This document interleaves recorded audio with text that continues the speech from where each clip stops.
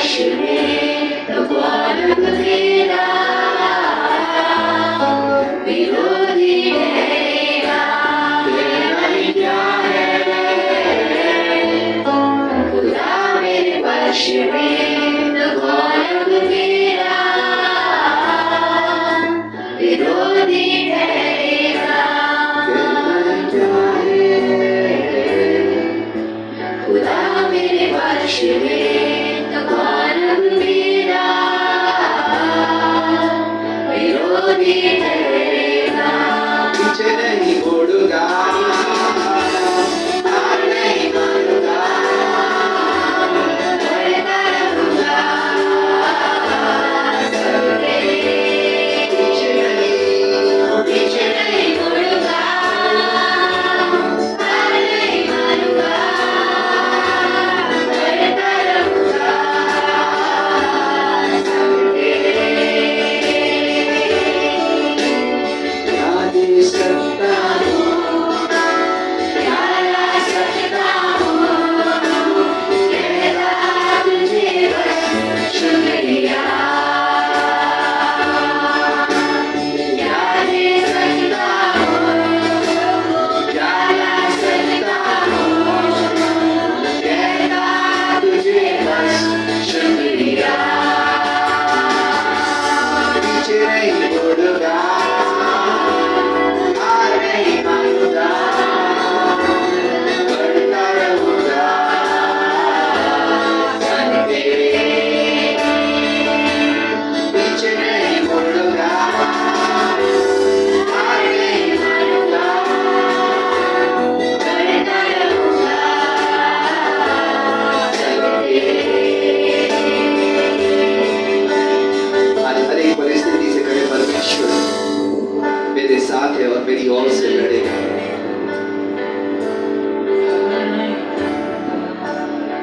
आज हर एक परिस्थिति जो आप पे हावी हो रही है, हर एक विचार, हर एक चिंता जो आप पे हावी हो रही है, हर एक बीमारी जो आप पे हावी हो रही है,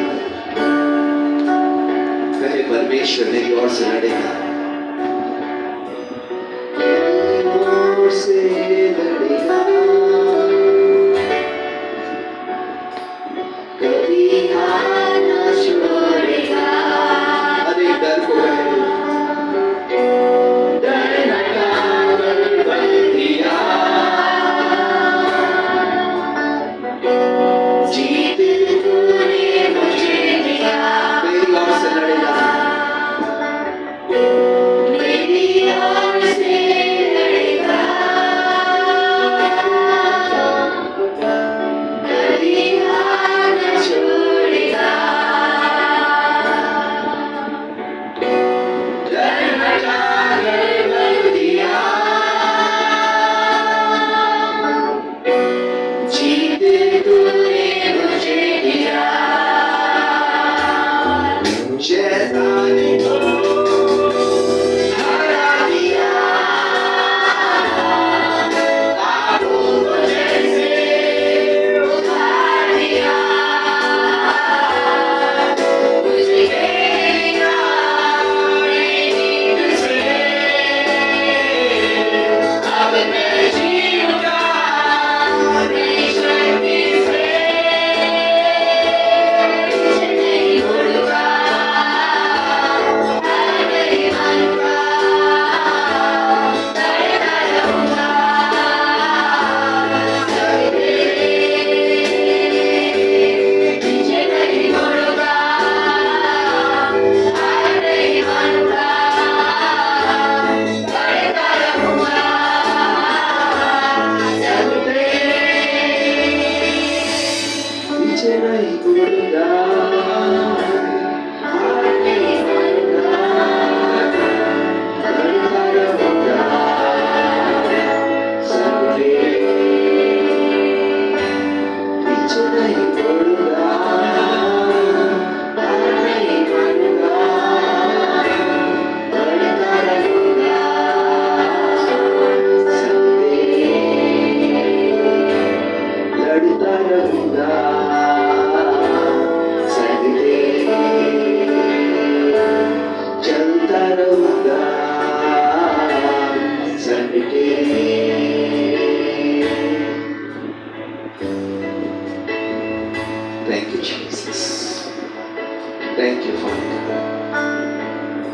हर एक पाप को प्रभु आज हमारे जीवन में जड़ से उखाड़ कर प्रभु आज हमारे विचारों से, हमारी जीवन शैली से प्रभु आज प्रभु हमारी आदतों से दूर कीजिए यीशु के नाम से। आज प्रभु हमें स्तुति के नए गीत से घेर लीजिए परमेश्वर। आज हमारे जीवनों में प्रभु आत्मिकता में एक नई शक्ति आए परमेश्वर, और उस नई शक्ति के द्वारा हम फिर से जी उठे।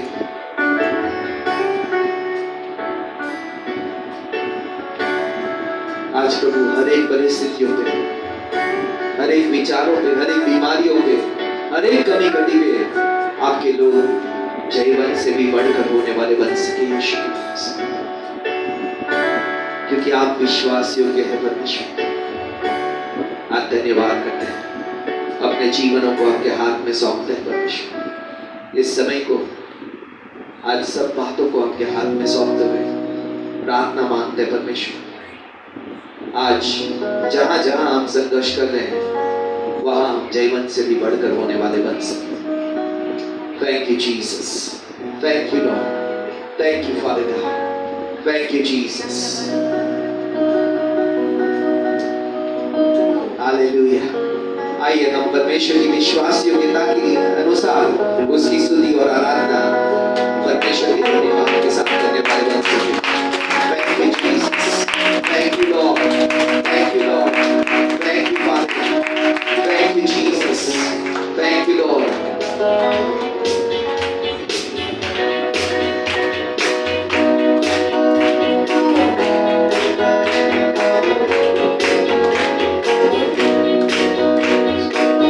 विश्वास योग्य परमेश्वर है तू, देखा है मैंने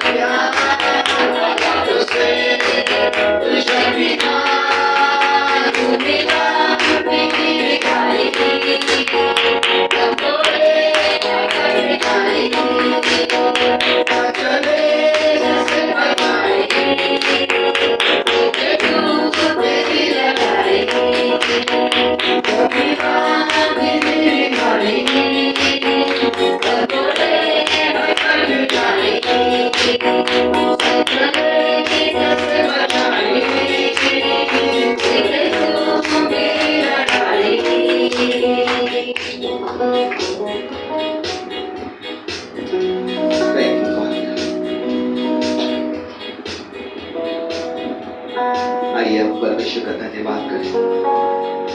जब से वो हमारे जीवन में आए, हर एक कठिनाई, हर एक बीमारी, हर एक परिस्थिति को उसने बदला, हर एक हालातों को बदला, हर एक विचारों को बदला, हर एक आदतों को बदला, और आज भी वो बदल रहा है। आज उसका धन्यवाद करें। परमेश्वर जो विश्वास योग्य है, कहे परमेश्वर आज मुझे विश्वास में चलने में, तेरी विश्वास योग्यता पे भरोसा रखने में, और आज भी जो कठिनाई है परमेश्वर विश्वास से उसके साथ में दृढ़ता से खड़े होने में सहायता कीजिए यीशु के नाम से।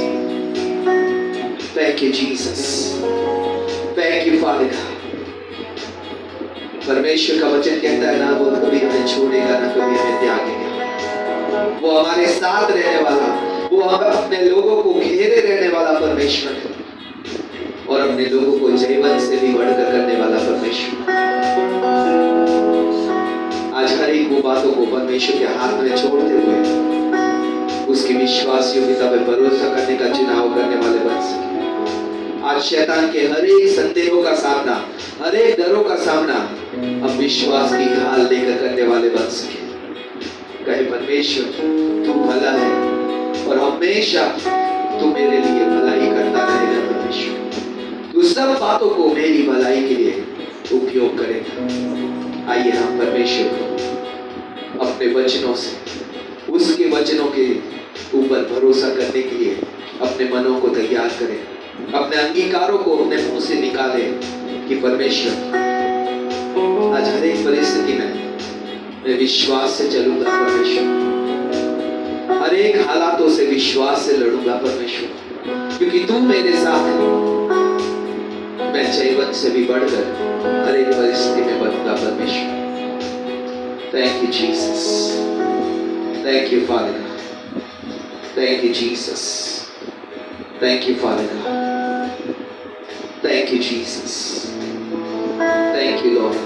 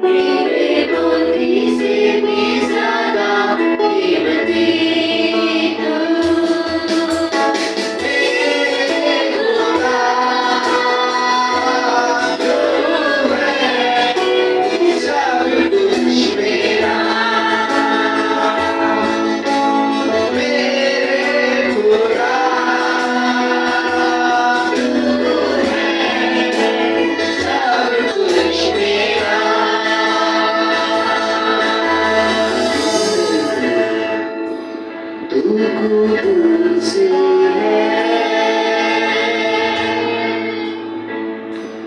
तू रहीम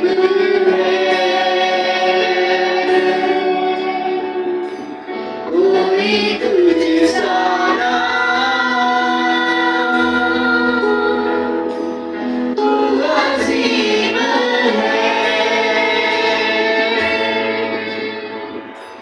तू कुदूस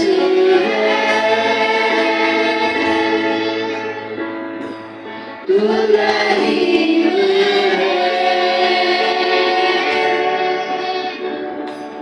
कोई तुझसा ना तू अजीम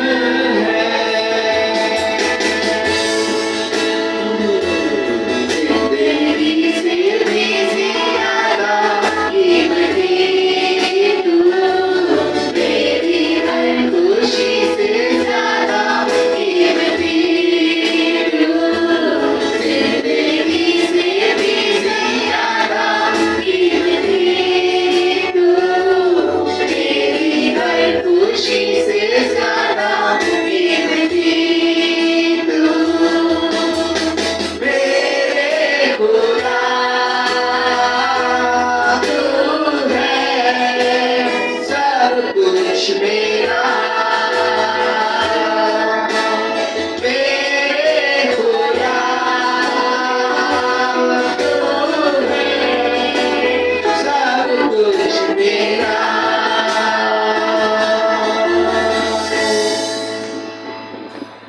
रहबर तू है रहनुमा तू है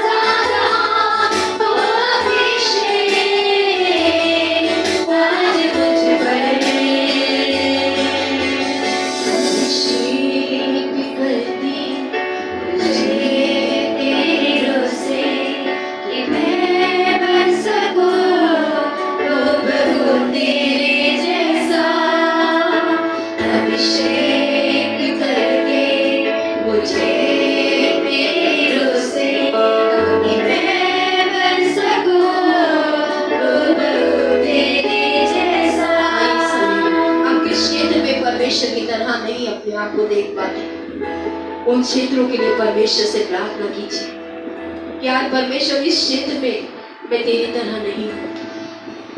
प्रेम में, दया में, क्षमा में, भलाइयों में, विश्वास योग्यता में, धैर्य रखने में, संयम धरने में, आज वो कौन सी बातें हैं जिसमें आप अपने आप को प्रभु के जैसा नहीं पाते, जहां आप कमजोर पड़ते चले जा रहे हैं, आज उन क्षेत्रों को परमेश्वर के आगे रखें और कहें परमेश्वर इस क्षेत्र में मुझे तेरी सहायता चाहिए।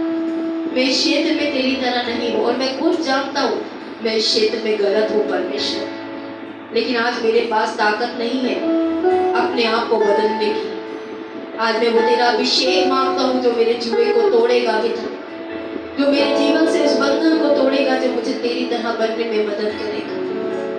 आज अपनी आंखों को बंद करके परमेश्वर से प्रार्थना कीजिए कि परमेश्वर इस क्षेत्र में मैं तेरी तरह बनना चाहता हूँ।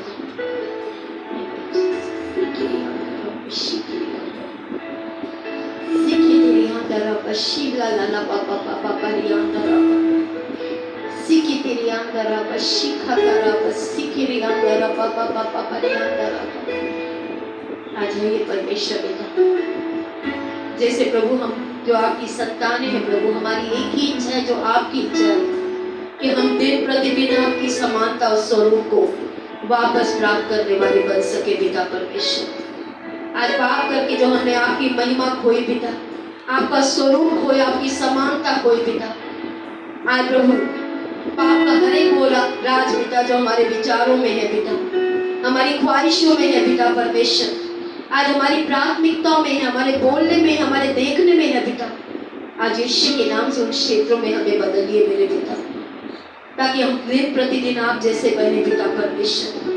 हर दिन आपकी इच्छा में बदलने का अनुग्रह पिता, हमारे मनों को प्रभु हर उस पाप से फेरने का अनुग्रह पिता जिसे आप पसंद नहीं करते हमारे जीवनों में पिता, हम उसके लिए आपसे सहायता मांगते हैं प्यारे पिता।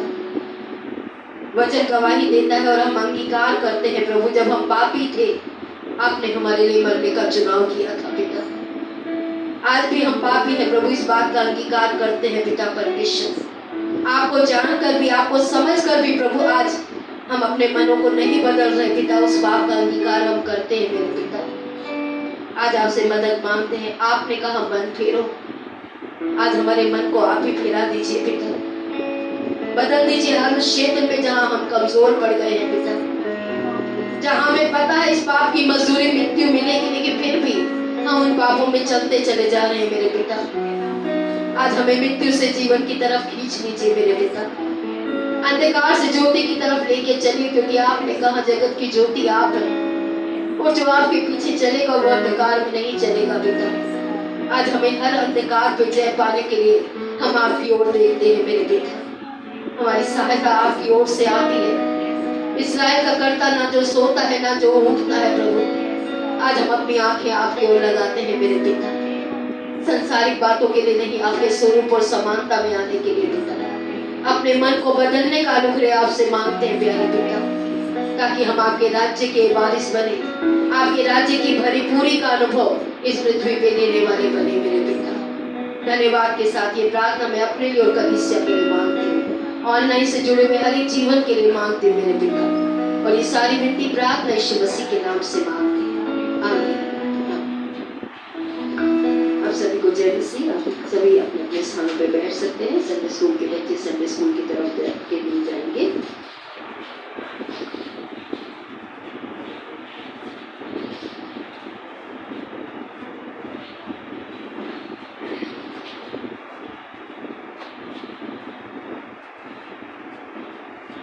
परमेश्वर की स्तुति हो।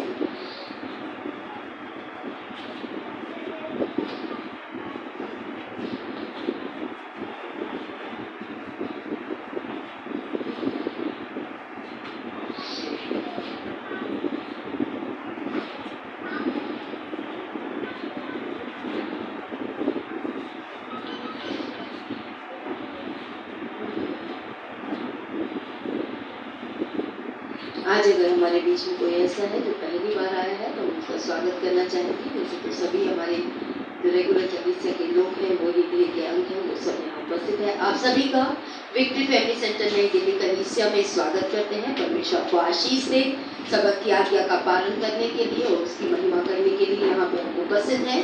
उसके लिए हम आपका धन्यवाद देते हैं इस समय पे। आइए इससे पहले कि हम परमेश्वर के वचन में आगे बढ़े, अपनी आंखों को बंद करेंगे, अपने सरों को परमेश्वर के आगे झुकाते हुए अपने लिए सहायता मांगेंगे कि परमेश्वर आज के वचन से मेरी सहायता कर कि मैं तेरी आवाज को, तेरी इच्छा को अपने जीवन के लिए सुन पाऊं, समझ पाऊं प्रभु, और 30 गुना 60 गुना 100 गुना फल लाने वाला बनूं। इसके लिए हम परमेश्वर से सहायता मांगेंगे। सच्चे जीवित पिता, धन्यवाद देते हैं प्रभु। आपने कहा एक बीज बोने वाला बीज बोने निकला। कई तरीके की भूमि थी प्रभु, पथरीली थी, कटी हुई झाड़ियों वाली थी प्रभु जी, कम मिट्टी वाली थी पिता, पर अच्छी भूमि भी थी पिता परमेश्वर।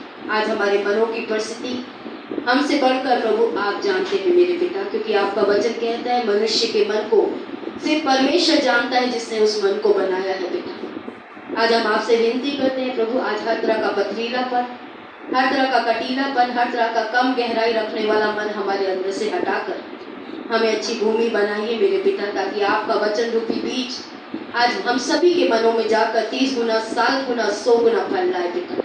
हमें वचन का सुनने वाला ही समझकर अपनाने वाला बनाइए पिता, क्योंकि आपका वचन कहता है जो वचन को सुनकर उस पर नहीं चलता वो ऐसा मनुष्य है जो अपने आप को धोखा देता है पिता परमेश्वर। प्रभु आज हमने संसार से धोखा पाया है पिता परमेश्वर, लेकिन आपका वचन जो हमें धोखे से बचाता है पिता, आज उस वचन के अनुसार अपने जीवन का, अपने शरीर का समर्पण जीवते भावते बलिदान के रूप में चढ़ाने में हम सभी की मदद और सहायता कीजिए प्यारे पिता, ताकि प्रभु हम अनुभव से आपकी सिद्ध और भली इच्छा को समझने वाले बने और संसार से हटकर आपके सदृशता की ओर लौटने वाले बने पिता। धन्यवाद के साथ मैं अपने लिए कलीसिया के लिए यीशु मसीह के नाम से मदद और सहायता मांगती हूँ, आमीन। हमारी मॉर्निंग प्रेयर में सुबह 6 बजे से लेकर 8 बजे तक 8 लोग जुड़ते हैं, और उसके बाद 8 बजे से लेकर 9 बजे तक 6 लोग जुड़ते हैं, क्योंकि उनका समय 10-10 मिनट का है, बाकियों का 15 मिनट का है। आप में से कितने कह सकते हैं कि सोमवार से लेकर शुक्रवार की सारी प्रार्थना मुझे मालूम है? अगर आपसे पूछा जाएगा तो आप सोमवार की कौन सी प्रार्थना है, मंगलवार कौन सी है? क्योंकि मैं सोच रही थी वर्शिप में आधा साल तो हो गया, 52 वीक्स होते हैं, तो भी 26 हफ्ते तो शायद हमने प्रार्थना कर ली होगी, ठीक है, क्योंकि मैंने मंडे से फ्राइडे वाली प्रार्थना को कभी नहीं हटाया। बाकी हाँ, फास्टिंग प्रेयर वाली बीच में इलेक्शन की वजह से हमने थोड़ा सा उसको हटाया था, तो आपको और मुझे 26 हफ्ते कम से कम, ठीक है, हम अभी ज़्यादा ही हो गए होंगे, 30 मान लीजिए, 30 हफ्ते हो गए हमें प्रार्थनाएं करते हुए जो कर रहे हैं। मैं 8 से 9 वालों से भी बात कर रही हूँ और मैं 6 से 8 वालों से भी बात कर रही हूँ। आप में से कितनों को सारी प्रार्थनाएं मंडे टू फ्राइडे याद है? सारी? चूक गए तो मैं हाँ करवा दूंगी। पता है जब मैं प्ले स्कूल चलाती थी तो जो बच्चे अच्छा कर देते थे उनके लिए क्या होती थी? क्लैपिंग। करके बता सकते हैं आप कैसे करते हैं क्लैपिंग? और अगर कोई बच्चा विफल हो जाता था तो मैं एक काम करवाती थी जो आप और मैं मिलके करेंगे, अगर सिस्टर किरण विफल हुए तो, ठीक है, स्टार्ट करेंगे। वो क्या होता है?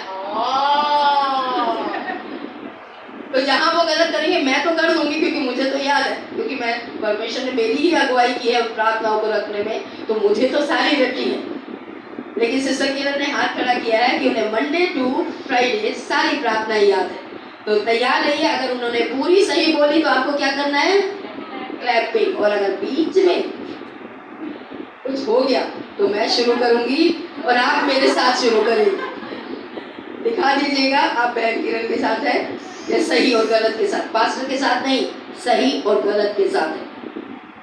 इसलिए परमेश्वर के लोग पक्षपात नहीं करते, बाइबल का परमेश्वर पक्षपात नहीं करता।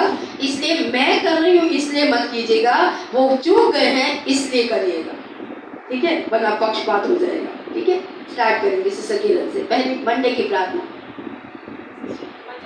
हाँ, वचन बोलना है आपको, प्रार्थना नहीं बोलती। कौन से वचन पे प्रार्थना है वो बोलनी है।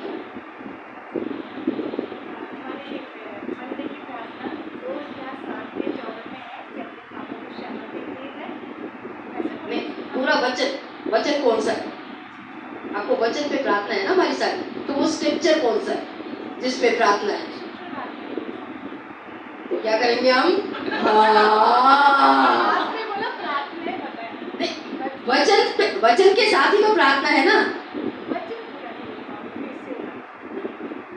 इफिसियों का नहीं बोल पाएंगे, ठीक है, चलिए अभी छोड़िए। आप में से कितने लोग काम करते हैं?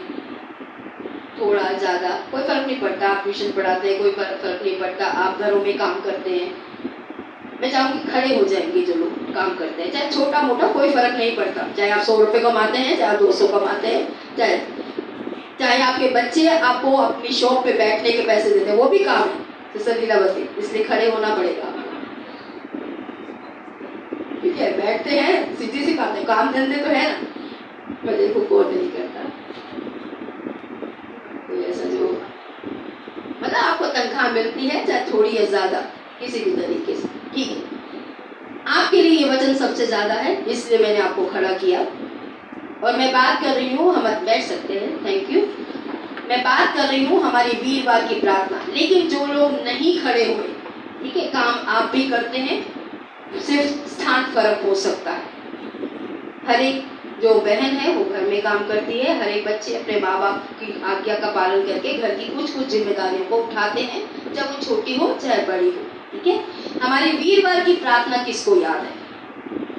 देखिए, आप वचन याद कर लेंगे तो आपको प्रार्थना याद रखने की इतनी जरूरत नहीं पड़ेगी, लेकिन आप प्रार्थना याद रखेंगे तो आपको वचन याद नहीं होगा।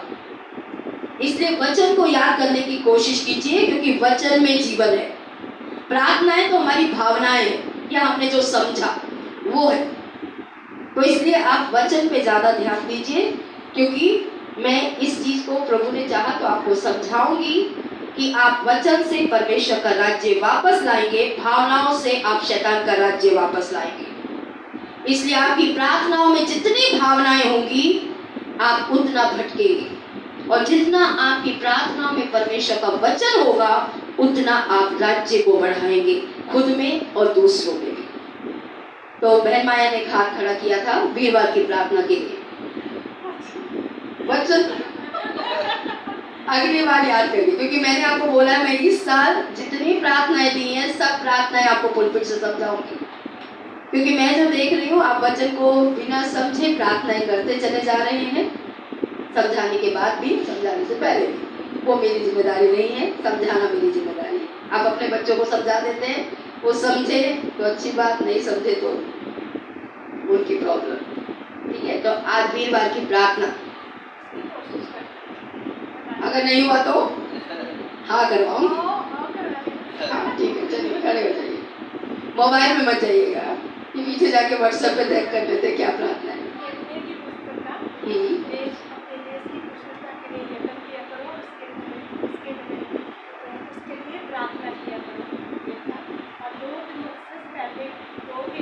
नहीं, अभी बस ये, अभी उसमें नहीं जाना, सिर्फ वही पहले, ठीक है। और किसी को और अच्छे तरीके से याद हो? आप लोग स्कूल गए थे कि नहीं गए थे? कितने लोग स्कूल गए?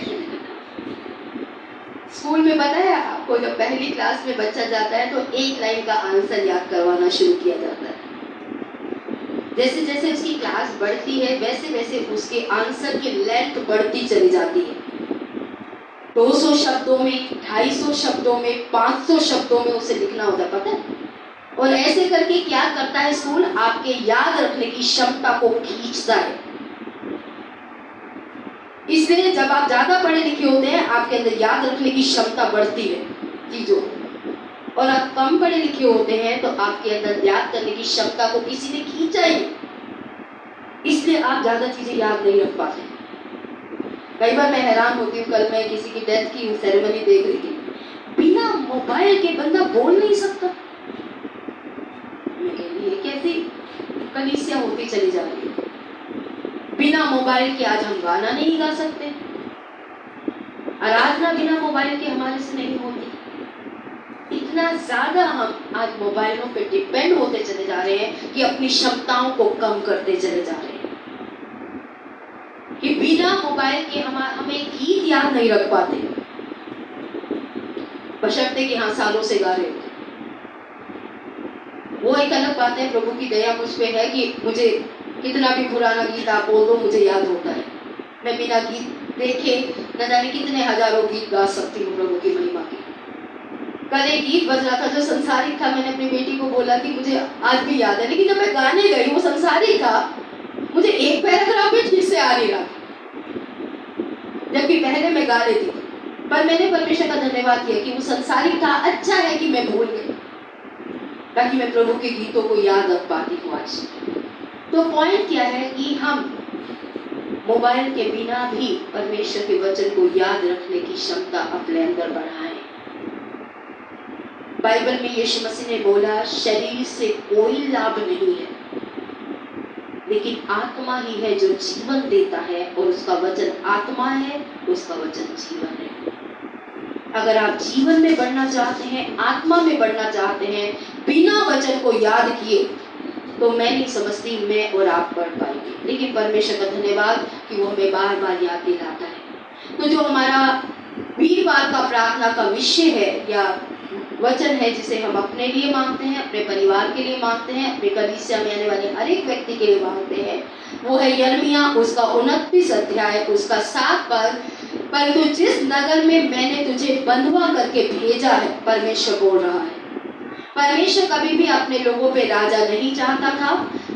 लोगों ने मांग की भाई दुनिया के पास राजा है, हमें भी राजा चाहिए। परमेश्वर को बहुत बुरा लगा, क्योंकि परमेश्वर खुद राजा है, और राजा के होते हुए जो परमेश्वर उनका राजा था, उन्हें शारीरिक रूप से संसार की तरह राजा चाहिए।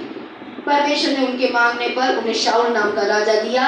शाऊल अनाज्ञाकारिता में गया। परमेश्वर ने दाऊद को चुना, दाऊद के बाद सुलेमान को चुना, और सुलेमान के बाद में जैसे पतन होने लगा और लोग परमेश्वर से दूर जाने लगे, राजा परमेश्वर से दूर जाने लगे, और परमेश्वर ने क्लियरली बोला था कि जब भी तुम मेरी आज्ञाओं से या मूर्ति पूजा या ऐसी चीजों की तरफ जाओगे, मैं अन्य देश के राजाओं को तुम्हारे देश को जीतने के लिए तैयार मतलब सहमति दूंगा, और वो तुम्हें बंधुआई में ले जाएंगे।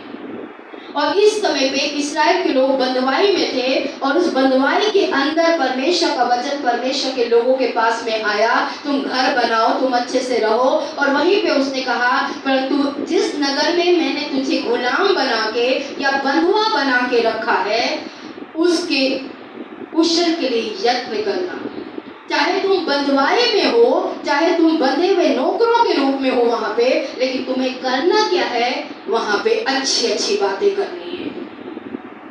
वहां पे खराब बातें नहीं करनी कि हम गुलामी में हैं, तो हम नौकर हैं तो हम इनके साथ गलत करेंगे। परमेश्वर का वचन कह रहा है गुलामी में भी तुम्हें उन लोगों के साथ अच्छाई करनी है। पर क्यों करनी है वो भी मैं आज आपको समझाऊंगी, और उनके लिए प्रार्थना भी करनी है। उस देश की भलाई के लिए तुम्हें प्रार्थना भी करनी है।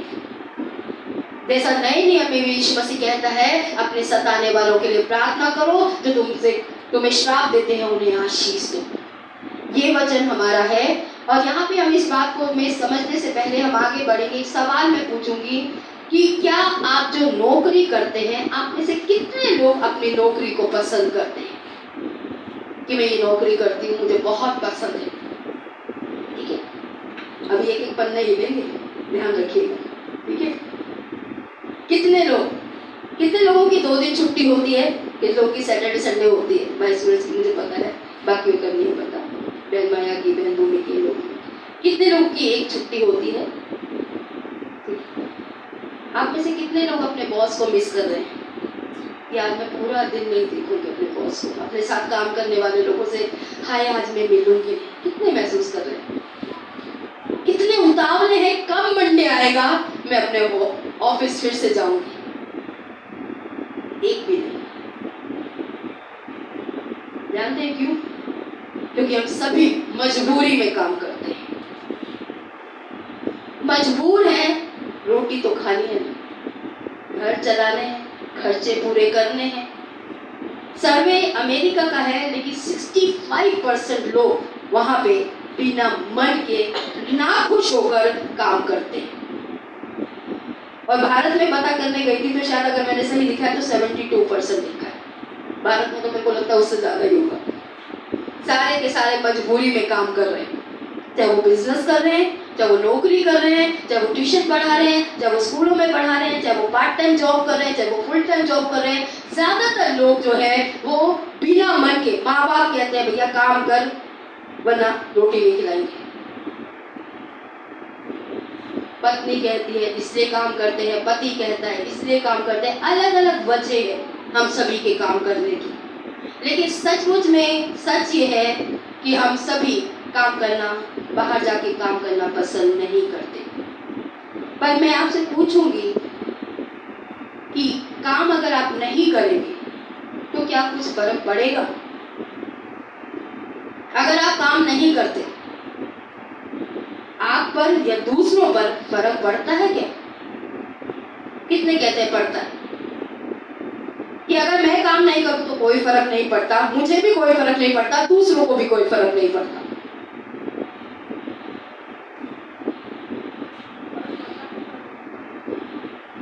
आप पड़ता है, आप मानते हैं कि नहीं पड़ता?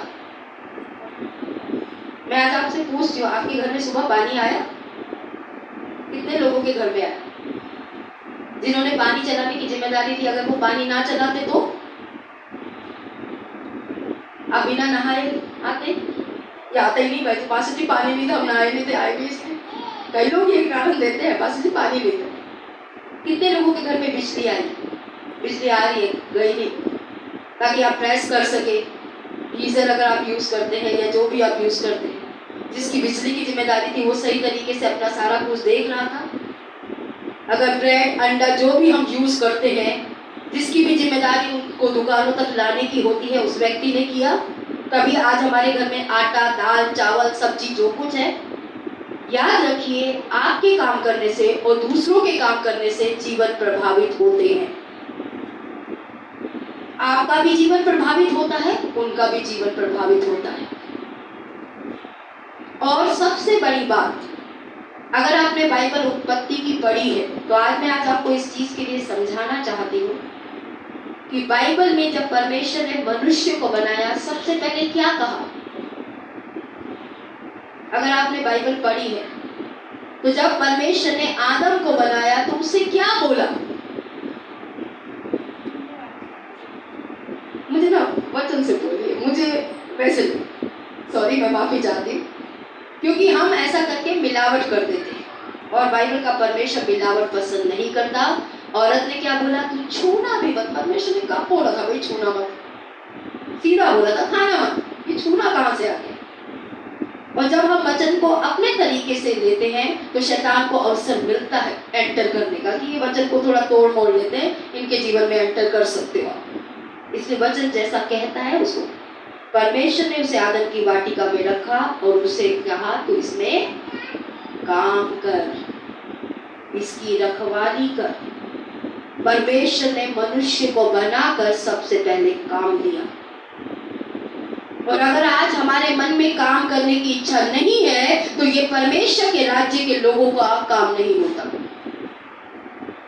जब औरत को बनाया तो उसे क्या बोला? आदमी का अकेला रहना अच्छा नहीं है, मैं उसके लिए मदद बार बनाऊंगा जो उसको मदद करेगी। जो जिम्मेदारियां पुरुष के रूप में उसके हाथों में सौंपी गई हैं, उसके कांधों पे सौंपी गई है, औरत को उसके मददगार के रूप में रखा गया है, उस पर शासन करने के लिए नहीं रखा गया। और हर एक औरत को ये जिम्मेदारी मिली है कि परमेश्वर ने जिस आदम के साथ उसे जोड़ा है, वो उसके जीवन में जहां जहां वो कमजोर है, जहां जहां वो संघर्ष करता है, पैसे के रूप में भी और पारिवारिक रूप से भी उसको मदद करेगी। अब दोनों अगर अपनी जिम्मेदारी को समझते हैं तो उस घर में कलेश, झगड़े, समस्याएं नहीं होती। जहां दोनों अपनी जिम्मेदारी को नहीं समझते, वहां पे समस्या प्रभु में आने के बाद भी बनी रहेगी, चाहे आप प्रभु को कितने सालों से माने। इससे दोनों को अगर अपनी जिम्मेदारी समझ में आएगी तो दोनों के बीच में समस्या नहीं होगी। लेकिन जहां दोनों को अपनी जिम्मेदारी समझ में नहीं आएगी, वहां पे समस्या होगी। औरत कभी ऐसे आदमी का सम्मान नहीं करती जो काम नहीं करता, और जो आदमी काम करता है उसका औरत सम्मान करती है। और जो औरत अपने पति की अधीनता में रहकर उसके जीवन में जहां जहां वो कमजोर है वहां वहां उसको मददगार के रूप में उसके जीवन में आकर सहायता नहीं करती, ऐसी पत्नी का सम्मान भी पति नहीं करता। दोनों की अपनी अपनी जिम्मेदारी है। ये मेरा विषय नहीं है, लेकिन मैं आपको समझा रही हूँ। इसलिए पत्नी होके अगर आप अपने पति के रूप जीवन में सहायक के रूप में नहीं काम कर रहे तो आप कभी भी अपने पति का सम्मान प्राप्त नहीं करेंगे, क्योंकि हर एक पति अपनी कमजोरियों में, अपनी खामियों में चाहता है कि जहां मैं कमजोर हूं, मेरी पत्नी को मेरे जीवन में सहायक के रूप में परमेश्वर लाया है, वो मेरी सहायक बने उस क्षेत्र में। लेकिन पत्नी अपनी जगह पे संघर्ष कर रही है, पति अपनी जगह पे संघर्ष कर रहा है, लेकिन दोनों अगर अपने रोल को समझेंगे तो सारे घरों के झगड़े खत्म हो जाएंगे। पत्नी पति का सम्मान करने लगेगी क्योंकि वो अपनी जिम्मेदारी समझता है, वो काम करता है, और पत्नी का सम्मान इसलिए होगा क्योंकि वो पति की कमजोरियों में, जहां वो अपने आप में कमजोर है या जहां वो नहीं कर पा रहा, वहां उसकी सहायक बनकर उसके जीवन में एक आशीष के रूप में आएगी। मैंने भी ये बातें बहुत समय लगा मुझे सीखने में, लेकिन अभी मैं परमेश्वर से उस ओर अपने आप को बदलने का और उस तरीके से अपने पति के जीवन में एक आशीष का जीवन जीने के लिए मदद मांग रही हूँ कि मैं अपने आप को उस क्षेत्र में बदल पाऊँ, क्योंकि दोनों को परमेश्वर, अगर वचन का राज्य का वापस आना जरूरी है तो यीशु मसीह ने बोला जैसे तेरी इच्छा स्वर्ग में पूरी होती है ऐसे पृथ्वी पे हो, तेरा राज्य आए। और उसके राज्य कहाँ है? उसके वचन में उसका राज्य है। उसके वचन के अनुसार जब आप अपने जीवन में, परिवार में बातों को लाएंगे तो उसका राज्य लौटेगा, उसकी आशीष लौटेगी, उसकी सुरक्षा लौटेगी। और जहाँ पे मैं और आप उसके वचन के अनुसार अपने मन को नहीं बदलेंगे, वहाँ आप संसार में ही संघर्ष करेंगे। इसलिए यीशु ने कहा मन बदलो। तो वापस हम अपने वचन पे आते हैं कि शायद आप और मैं जहाँ पे भी काम करते हैं, आपको रोज मंडे उठने के बाद लगे अरे यार फिर से जाना है, छुट्टी खत्म। हम सभी इसी सोच के साथ चलते हैं, लेकिन प्रॉब्लम कहाँ पे है कि हम सभी जो है, कई बार लोग मेरे पास में आते हैं, मैंने बहुत लोगों को ऐसे कहते सुना है, इतना अच्छा है ना आपकी तरह जीवन जीना, प्रभु की सेवा करनी है बस, आपने बहुत अच्छी चुनाव की है। तो मैं आपसे पूछती हूँ, क्या ये चुनाव आपके लिए नहीं खुले? विक्ट्री फैमिली सेंटर तो सबको देता है ये चुनाव, खुलेआम देता है। अभी जब 4 अक्टूबर पे जाएंगे ना, बोल दीजिएगा सेवा करना चाहते, और देखिएगा कितना आसान होता है सेवा करना। बहन गीता कर रहे जाके कभी मिली तो कई लोगों को ऐसा लगता है कि सेवा करना आसान है, लेकिन मैं आज आपको बताना चाहूंगी, चाहे आप पुराने नियम में परमेश्वर ने जब 12 जातियां जो याकूब से पैदा हुए उसके 12 बेटों से 12 जातियों को विभाजित किया, उसमें एक जाति जो थी लेवी थी, जिसे सेवा करने के लिए, और बाकियों को किसी को चरवाहे, किसी को खेती बाड़ी, अलग अलग कामों को सौंपा।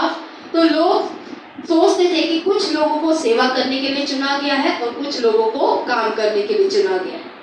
लेकिन जब हम नए नियम की तरफ आगे बढ़ते हैं तो परमेश्वर ने ये बातें हटाकर एक नई बात की शुरुआत की, और उसने कहा पहला पत्रस 2:9 में कि तुम यानी हम सभी एक चुना हुआ वंश है, राजपदधारी, याजकों का समाज, पवित्र लोग, परमेश्वर की निज प्रजा है। इसलिए जिसने तुम्हें अंधकार में से अद्भुत ज्योति में बुलाया है उसके गुण प्रकट करो। और अब परमेश्वर हम सबको याजक बना चुका है। बाइबल के अनुसार परमेश्वर यीशु मसीह पर विश्वास करने वाले हर एक व्यक्ति को परमेश्वर संत कह के संबोधित करता है पौलुस। यानी परमेश्वर के अलग किए हुए लोग, परमेश्वर के चुने हुए लोग, परमेश्वर की पवित्र प्रजा, याजकों का समाज कह के हम सभी को आज परमेश्वर अपना मंदिर होने का सम्मान देता है। और हम सभी परमेश्वर के लोग हैं जिसे परमेश्वर ने चुना है। इसलिए अपने प्रतिदिन के काम को परमेश्वर की सेवा के रूप में देखें। फिर से मैं कहूंगी, जहां भी आप काम करते हैं, परमेश्वर चाहता है परमेश्वर के लोग अपने काम को काम के रूप में ना देखकर परमेश्वर की सेवा के रूप में सब देखें, क्योंकि आपका काम परमेश्वर की इच्छा के अनुसार अगर आप देखें, काम करने के लिए मनुष्य को बनाया। जब आप काम करते हैं, परमेश्वर की इच्छा का पालन करते हैं, तो आप परमेश्वर की सेवा करते हैं। चाहे वो बर्तन धोने का काम हो, चाहे वो दुकान पर काम हो, चाहे वो ऑफिस में काम हो, चाहे वो बिजनेस हो, चाहे वो फैक्ट्री हो, जहां भी परमेश्वर ने आपको रखा है, चाहे आप एक मरीज की देखभाल करते हैं, सारे काम को आपको परमेश्वर के लोग होने के नाते उस काम को परमेश्वर की सेवा के रूप में लेना है। ये परमेश्वर की इच्छा है, क्योंकि परमेश्वर ने आप सभी को कहीं ना कहीं सेवा करने के लिए रखा है, और वो काम ही आपकी सेवा को दिखाता है। अगर आप वहां ईमानदार नहीं हैं, तो आप अपनी सेवा में ईमानदार नहीं है। आज हमारी बड़ी आलोचना रहती है सरकारी कर्मचारियों से कि सरकारी कर्मचारी काम नहीं करते। सरकारी कर्मचारी को फैसिलिटी तो बहुत मिलती है, लेकिन वो काम नहीं करते। लेकिन मुझे दुख होता है जब मैं काम करने वाले लोगों के बीच में उठती बैठती हूँ, उनके साथ लाइफ ग्रुप, डिसाइपलिंग, पर्सनल फेलोशिप में मैंने देखा है, अगर काम करने वाले व्यक्ति को एक काम बढ़ा दिया जाता है तो वो इतना कुड़कुड़ाता है कि उसका काम बढ़ा दिया उसके मालिक ने। अगर वो छुट्टी पे गया और उसे काम सौंप गया तो वो उसमें भी प्रॉब्लम है कि खुद गए, हमें छुट्टी नहीं दे रहे। हमारे काम के प्रति हमारी सोच सरकारी कर्मचारियों से कुछ अलग नहीं है। हम अपने काम को सेवा के रूप में नहीं लेते, लेकिन परमेश्वर चाहता है, क्यों चाहता है वो भी मैं आपको बताऊंगी, कि हर एक काम करने वाला व्यक्ति, चाहे वो चर्च में काम नहीं भी करता हो, आपको लगता है चर्च में ही काम करना सेवा है, तो आज मैं आपको बताना चाहती हूँ आप गलत हैं। आप जहाँ पे भी रखे गए हैं, जो भी सेवा आपको परमेश्वर ने दी है, आप यहाँ खड़े होके भी गवाही देते हैं, परमेश्वर ने मुझे ये नौकरी दी। परमेश्वर ने दी कि नहीं दी? अगर परमेश्वर ने दी है तो वहां परमेश्वर की सेवा कौन करेगा? मैं तो आके करूंगी, मुझे तो यहाँ दी। हर एक जगह जहां आप काम करते हैं, आपको उस काम को परमेश्वर की सेवा के रूप में देखना है। ये परमेश्वर चाहता है। क्या आपको एहसास है कि जो कुछ आप करते हैं उसका असर दूसरे पे पड़ता ही पड़ता है? जैसे मैंने आपसे कहा, यीशु मसीह के जीवन से भी हम देखते हैं। यहाँ पे एक एग्जाम्पल है कि अगर आज आपके घर में रोटी है, क्योंकि एक किसान ने खेत बोए थे, उसने भी मेहनत करी खेत में और गेहूं उगाई, उस गेहूं को मार्केट में बेचा, बेचने वालों ने खरीदा, पीसने वालों ने पीसा, तब आपके घर में रोटी है। अगर वो भी कहता मैं काम नहीं करूंगा, तो आज मेरे और आपके घर में रोटी नहीं होती। यीशु मसीह ने 30 साल तक सेवकाई में, वो 30 साल के बाद आया। 30 साल तक उसके पिता की मृत्यु जल्दी हुई, और बड़ा बेटा होने के नाते काम की जिम्मेदारी मैं समझती हूँ सबसे पहले उसके ऊपर ही आई। भाई बहन और भी थे, लेकिन सबसे पहले उसके ऊपर आई। और 30 साल तक यीशु मसीह ने एक बड़ाई का काम किया, क्योंकि उसको पता था कि अगर मैं बड़ा बेटा होने के नाते काम नहीं करूंगा तो मेरे घर में खाना नहीं होगा। तो बैल एक लकड़ी का वो होता है, उसको क्या बोलते हैं? जुआ बोलते हैं। जुआ वो लकड़ी का बनता है। अगर मैं वो नहीं बनाऊंगा तो किसान बैलों के ऊपर क्या रखकर खेती करेंगे? याद रखिए, आपका काम दूसरे व्यक्ति के काम को प्रभावित करता ही करता है। आज हम चाहे अपने भारत की कितनी भी बुराई करें, तो भी हमारे पास 24 घंटे लाइट है। यूपी में जाइए, कितने घंटे लाइट आती है? बहन गीता बरेली वाली के घर में देखना, कितने घंटे लाइट आती है वहां पे। गर्मी में पड़े रहते हैं हम, तो आज कूलर में भी कुड़कुड़ाते हैं। लेकिन यहाँ पे दिल्ली में तो फिर भी बहुत फैसिलिटी दी गई है परमेश्वर की दया से, क्योंकि लोग काम कर रहे हैं। वो अविश्वासी हैं, हम तो विश्वासी। तो यहाँ पे आगे की ओर हम बढ़ेंगे, लेकिन साथ ही मुझे और आपको बहुत बड़ी जिम्मेदारी को याद, परमेश्वर का वचन याद दिलाता है। हम जो कहते हैं और जो करते हैं वह महत्वपूर्ण है, इससे फर्क नहीं पड़ता, क्योंकि हम जो करते हैं उससे दूसरे लोग प्रभावित होते हैं। जिस तरह का काम हम करते हैं वो अगर हम परमेश्वर की सेवा समझकर करें तो सबसे अच्छा हम करेंगे। आज हमारा बेस्ट हमारी काम की जगह पे नहीं है क्योंकि हम उसको सेवा नहीं समझते, लेकिन परमेश्वर उसे सेवा के रूप में देखता है। मैं आपको एग्जाम्पल से साबित करूंगी नेक्स्ट पॉइंट में। जहां पर काम करते हैं वहां परमेश्वर की सेवा कर सकते हैं। कैसे कर सकते हैं? 2 एग्जाम्पल बाइबल के मैं आपको दूंगी। जहां पर भी आप रखे गए हैं वहां आप परमेश्वर की सेवा कर सकते हैं। और कैसे कर सकते हैं? आप कहेंगे आपको नहीं पता पास्टर जी हमारे मालिक कैसे हैं। कई लोग बहुत गड़बड़ाते हैं। माइंड मत कीजिएगा। मैं सब्जी वाले के घर में जब डिसाइपलिन लेने गई तो मुझे समझ में आया है सब्जी वाला हमारे बारे में, सब्जी खरीदने वालों के बारे में कैसी सोच रखता है।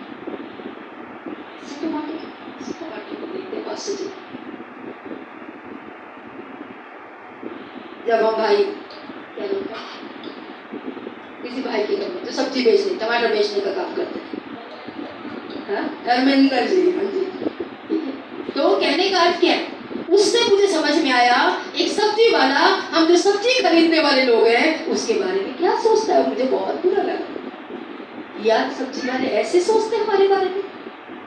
जब मैं घरों में काम करने वालों से उनके मालिकों के बारे में सुनती हूँ तो अब मुझे समझ में आ रहा है मेरे घर में जो आती है वो मेरे बारे में ऐसा सोचती है और मुझे बहुत बुरा लगता है कि लोग क्या सोचते हैं और वो सोच अच्छी नहीं है, लेकिन पता चलता है उससे। आप कहेंगे आपको नहीं पता, जहां हम रखे गए हैं वहां पे हमारे मालिक कैसे हैं, हमें कितना रगड़ते हैं, हमें कितना पेलते हैं, हमारे साथ कितना गलत करते हैं। तो उनके लिए परमेश्वर का वचन एफिसियों में कहता है, कर्मचारियों, काम करने वाले अपने संसारिक स्वामियों की आज्ञा का पालन आदर और भय के साथ कर। ये मैं नहीं कहती, ये पौलुस के द्वारा एफिसियों 6 के 5 और 6 में लिखा गया है कि हम सब जो काम करने वाले हैं अपने संसारिक स्वामियों का आज्ञा का पालन आदर और भय के साथ, हृदय की सच्चाई के साथ में करो। यहाँ परमेश्वर का वचन हर एक काम करने वाले से कहता है, जैसे तुम मसीह की आज्ञा का पालन करते हो, जैसे तुम परमेश्वर की आज्ञा का पालन करते हो, वैसे ही अपने ऊपर ठहराए गए मालिकों की आज्ञा का पालन करो। उनकी आज्ञा का पालन केवल इसलिए मत करो जब उनकी नजर तुम पर है। जब वो आपको देख रहे हैं तभी काम अच्छा मत करो, बाइबल में लिखा है, बल्कि मसीह के दासों की तरह अपने हृदय से परमेश्वर की इच्छा को पूरा करो। जब वो तुम्हें नहीं भी देखते तब भी अपने काम को उतनी ही ईमानदारी से करो जितना उनके देखते करते हो। क्योंकि मैंने बहुत लोगों को देखा है, जब देखो तो काम अच्छा, जब नहीं देखो तो जैसा तैसा। और अगर आप और मैं भी उनमें हैं, बाद में आपको कहूंगी परमेश्वर देखता है। परमेश्वर देखता है आप अपने घर में, अगर एक हाउसवाइफ हैं आप, अपने घर का काम आप कैसे करते हैं। अगर आप नौकरी नहीं भी करते तो भी, अगर आप बेटी हो, बेटा हो, घर में कोई भी काम आपको सौंपा जाता है, आप उस काम को कैसे करते हो। मनुष्य देखे ना देखे, परमेश्वर देखता है। और जिसको परमेश्वर से प्रतिफल की आशा होती है उसे मालिक की नजर की जरूरत नहीं होती, क्योंकि यीशु मसीह ने बोला वो मनुष्य को दिखाने के लिए करते हैं, उन्हें मनुष्य से मिल गया, लेकिन तुम परमेश्वर जो गुप्त में देखता है उसको देखो, वो तुम्हें प्रतिफल देगा। हम आशीष परमेश्वर से चाहते हैं, लेकिन हम लोगों के दिखावे का जीवन जीते हैं, लोगों को खुश करने की कोशिश करते हैं। जब लोग देखते हैं तो हम बड़े अच्छे बर्तन धोते हैं, जब लोग नहीं देखते तो हम जैसा तैसा काम करते हैं। मम्मी देख रही है तो हम अच्छे से करेंगे, मम्मी नहीं देख रही तो हम जैसा तैसा काम करते हैं। बच्चे भी करते हैं, ऐसा नहीं कि नहीं करते, लेकिन कलीसिया में भी लोग आते हैं, मैं उनका भी देखती हूँ। उनके यहाँ के काम से मुझे पता चल जाता है वो वहाँ क्या करते होंगे या अपने घरों में कैसा करते होंगे, क्योंकि ये हमारी आदत है। हमारी आदत अगर घर में अच्छे से है तो यहाँ पे भी होगी, काम की जगह पे भी होगी। अगर यहाँ नहीं है तो घर में भी नहीं होगी, काम की जगह पर भी नहीं होगी। तो यहाँ पे हम एग्जाम्पल देखेंगे, 2 एग्जाम्पल बाइबल के देखेंगे। मैं स्क्रिप्चर में आपको इतना नहीं ले जाऊंगी, लेकिन आप जाके पढ़ लीजिएगा। पहला एग्जाम्पल मैं यूसुफ का देखती हूँ। यूसुफ एक गुलामी में था, उसको बेच दिया गया था उसके अपने भाइयों के द्वारा। वो पोतीफर के घर में गया, उसने बहुत मेहनत करी। वो नौकर था, उसके साथ बुरा हुआ था, उसे गुलाम बनाकर बेच दिया गया था। वो बहुत छोटा था, छोटे समय से उसे रगड़ा गया, खींचा गया, ताना गया, जो भी उसके साथ हुआ। लेकिन उसने गुलामी में भी इतना अच्छा काम किया कि पोतीफर ने अपने घर के ऊपर उसे प्रधान बना दिया। वहां लिखा है, आप जाके पढ़िएगा। लेकिन उसकी पत्नी ने, पोतीफर की पत्नी ने उसके साथ गलत करने की कोशिश की, उसे जेल में फेंक दिया गया। एक और चोट मिली, ईमानदारी की कीमत जेल। आप कहेंगे मैंने ईमानदारी दिखाई, मेरे साथ बुरा हुआ। कलीसिया में ईमानदारी दिखाई, बुरा किया गया। ऑफिस में ईमानदारी दिखाई, बुरा किया गया। घर में ईमानदारी दिखाई, बुरा किया गया। स्कूल में ईमानदारी दिखाई, बुरा किया गया। लेकिन इसके साथ तो बलात्कार का, जानते बलात्कार का मतलब क्या होता है? अभी तो चर्चा में बलात्कार बहुत ज्यादा है, बंगाल में हम देख रहे हैं, कलकत्ता में। उसके बाद में जब वो जेल में गया, वहां पे भी बहुत ईमानदारी से काम किया। वहां पे जेल में भी क्या बना दिया? प्रधान बना दिया। उसकी ईमानदारी देखी, जो सेवा के क्षेत्र में सेवा ऐसी की कि सबसे अच्छी सेवा की कि उसे प्रधान बना दिया गया। आपके काम की जगह पे जब भी आप काम ईमानदारी से करेंगे, वफादारी से करेंगे, आपकी तरक्की अपने आप होती चली जाएगी। लेकिन वहां पे भी बड़ी कोशिश करी झूठे इल्जाम को हटाने की, अपने आप को जेल से बाहर लाने की, कोई तरकीब काम नहीं आई, फिर भी ईमानदार बना रहा। उसके बाद में फिरौन के पास भेजा गया। उसने फिरौन के सपनों का अर्थ उस देश की भलाई के अनुसार बताया। सारी जिम्मेदारी फिरौन को प्रधानमंत्री का पद मिला या ऊंचा पद दे दिया गया उसको। फिरौन के बाद, राजा के बाद उसका स्थान अगला था। अगर हम देखें, उसने 7 साल अनाज बचाया, सारा कुछ। भलाई किसकी करी? गुलामी वाले देश की भलाई करी उसने। वो किसके लिए खेत खरीद रहा था? लोगों से खेत खरीद खरीद के उनको अनाज दे रहा था। भंडार किसके भर रहे थे? फिरौन के राजा के। भलाई किसकी कर रहा था? अपनी नहीं कर रहा था भलाई, वो भलाई अपने बॉस की कर रहा था। आज मेहनत करके तरक्की शायद आपके बॉस की होगी, ऑफिस में काम उसका बढ़ेगा, पैसे की ताकत उसकी बढ़ेगी। आप कहोगे मेरा क्या होगा ईमानदारी दिखाने से? लेकिन यूसुफ ने भलाई करता गया। जानते उस भलाई का प्रतिफल क्या मिला?